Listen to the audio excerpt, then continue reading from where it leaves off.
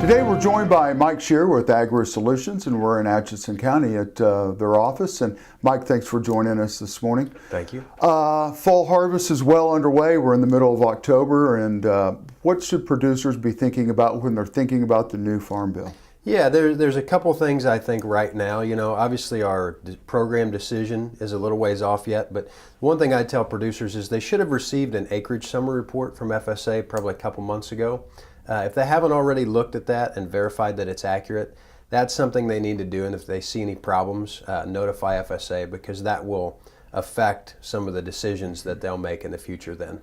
And also, I'd like to let everyone know that when it comes to actually making that PLC versus ARC decision, we are going to be one of the sponsors for a series of meetings that Kansas State University is putting on across the state to help producers with that decision. It looks like those will probably be in that January and February timeframe. Mm-hmm. And then we'll probably be having some meetings of our own to help producers with that as well. We talk a lot about ARC and PLC, but there's other crop insurance opportunities within the Farm Bill. That's right, yeah, and there's a couple things I'd focus on today for producers to begin thinking about that specifically pertain to crop insurance. The first is what they're calling the Beginning Farmer and Rancher Program. Mm-hmm.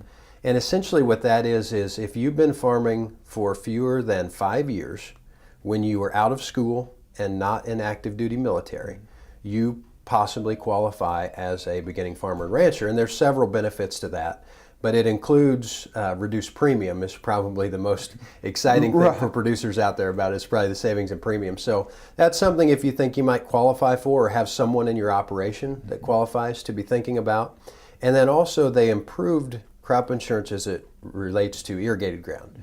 So for 2015, starting with corn and soybeans, producers are going to be able to keep their irrigated ground in a separate enterprise unit from their non-irrigated ground. So that's a huge improvement in crop insurance for producers with irrigation. So I would encourage anyone who either thinks they may qualify for the Beginning Farmer and Rancher or has irrigated ground to contact us to learn more details about those programs. How should they separate that irrigated versus dry land? I mean, sometimes you turn pivots on, sometimes you don't.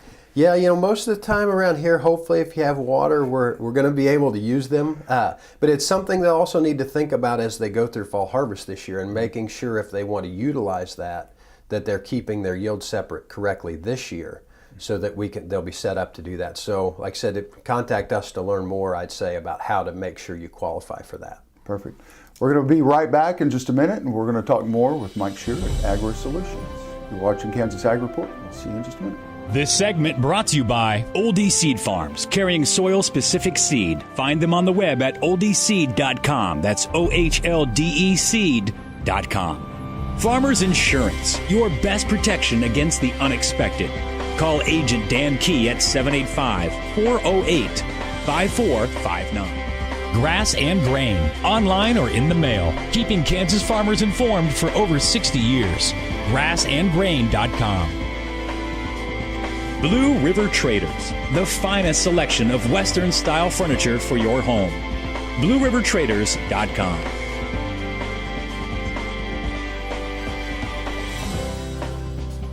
We're joined by Mike Scherer today at AgriSolutions, and we're talking Farm Bill, and we're going to talk about commodity prices. It's great having a record harvest, and this year we may have a record harvest in corn and soybeans, but that also drives down price. How does that affect crop insurance when we know we're going to bottom out on some prices? Yeah, exactly. I mean, I think everyone out there knows that our prices are dramatically lower than they were when we started this crop year. So in crop insurance terms, our base prices for coverage were set back in February on corn, grain, sorghum, and soybeans.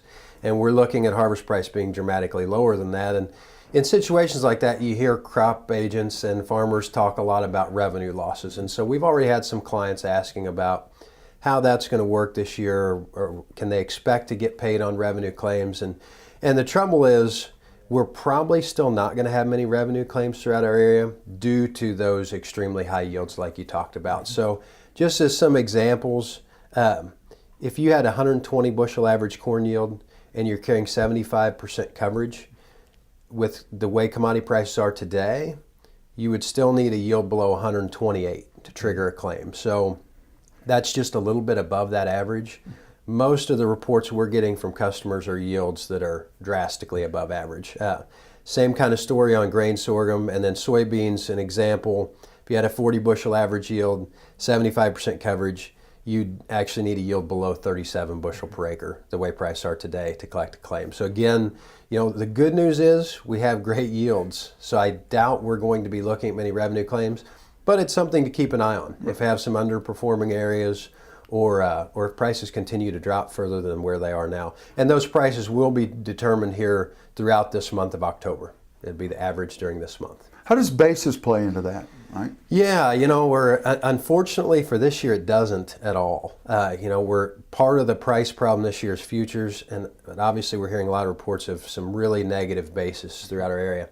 But for crop insurance, those base prices and harvest prices, neither one of those take into account basis. That averages straight off of the futures market. So some years that works in our favor, some years it works against us, and this is probably one of those years where we'd like to see basis accounted for in that.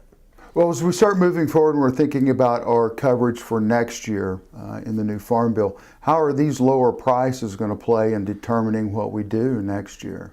Yeah, it's going to have a big impact on crop insurance coverage, really compared to what producers have been used to for 5, 6, 7, 8 years now. We've had some really high crop insurance coverage levels in terms of dollars. That's led to some higher premiums that occasionally people haven't been real happy with, but the trade-off for that great coverage has been well worth it. Looking at 2015, if things stay the way they are, those prices will be established for corn, grain, sorghum, and soybeans in February of 2015. Right now we're looking at those being dramatically lower than what we're used to, and if input costs stay the same as they are, we're going to be unfortunately guaranteeing a lot lower percentage of cost structure than what we've become used to. So that'll be a luxury that farmers are probably going to have to adjust to not having maybe like they've had in the past. Unless we see a rebound. That would be great. That'd be the best news. Mike, thank you for your time. Thank you.